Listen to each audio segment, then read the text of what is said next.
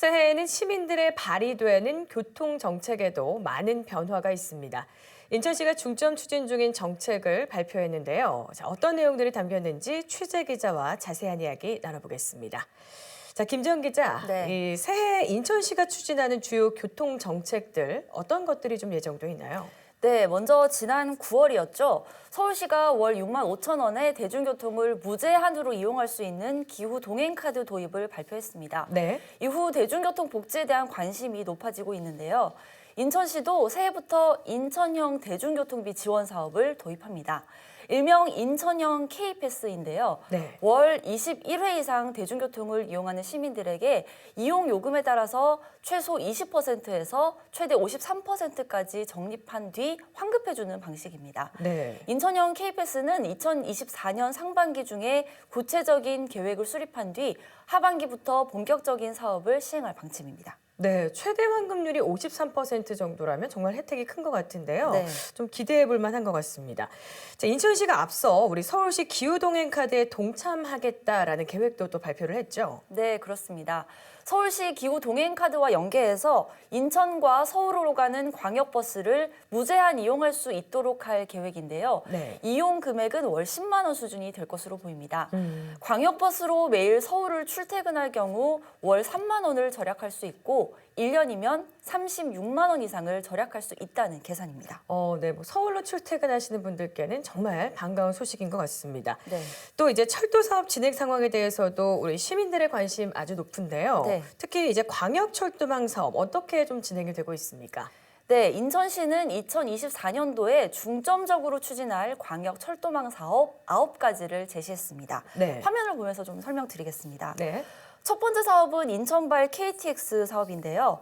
화면 보시는 것처럼 인천발 KTX는 수인선 송도역을 출발해서 안산 초지, 화성 어천역을 거쳐 이후에 경부선과 합류를 하게 됩니다. 네. 화성 어천역에서 기존 경부선 사이의 3.1km 구간은 지금 이 빨간색으로 표시된 부분인데요. 네. 고속철로로 연결을 하게 됩니다. 총 사업비 4,238억 원이 투입이 되는데요. 국가철도공단은 2024년에 토목 기반 공사를 마무리한다는 구상인데요. 이후 국토부가 2025년까지 열차 운행 계획을 수립할 예정입니다. 네. 인천발 KTX 개통 시기는 2025년 6월이 될 전망입니다. 네, 그리고 또 우리 수도권 주민들의 수건이죠. GTX 철도 진행 상황은 좀 어떻습니까? 네, 인천을 지나는 GTX 광역 급행철도는 총 2개입니다. 네. 먼저 GTX B 사업부터 한번 보시겠습니다. 네.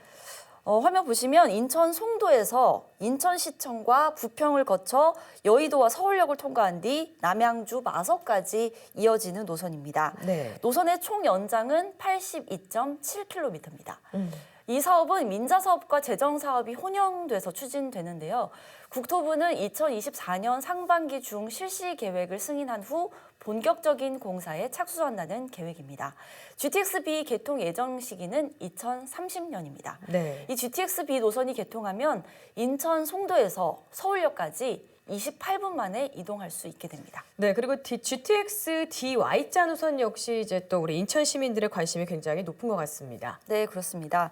GTX DY자 노선은 2개 축으로 좀 나누어 볼 수가 있습니다. 네. 먼저 서부권 광역 급행철도 노선입니다. 서부권 광역 급행철도는 장기 그리고 검단, 계양을 거쳐 부천까지 총 21km를 연결하는 구간이고요. 또 하나는 인천공항행 노선입니다. 네. 인천공항을 출발해서 서구 청라와 가정지구를 통과한 뒤 부천에서 서부권 광역 급행철도를 만나서 그다음에 서울 구로, 강남을 지나 경기도 하남, 여주까지 총 148km 이어지는 노선입니다. 네. GTX DY자 노선이 추진되면 인천공항에서 강남까지 30분대 진입이 가능해집니다. 네. 네, 지난 8월이었죠. 인천국제공항공사가 진행한 타당성 용역 중간 보고서에선 BC값이 1.18이 나와서 사업의 경제성이 있는 것으로 나온 바 있는데요. 네. 이후 사업 추진에 대한 기대감이 높아지고 있습니다. 국토부는 조만간 GTX-D Y자 노선에 대한 타당성 검토 결과를 발표할 예정인 것으로 알려졌습니다. 네, 또 얼마 전에 서울 9호선과 또 공항철도 직결 사업이 드디어 본궤도에 올랐다는 소식도 전해드렸었는데요. 있는데요. 네.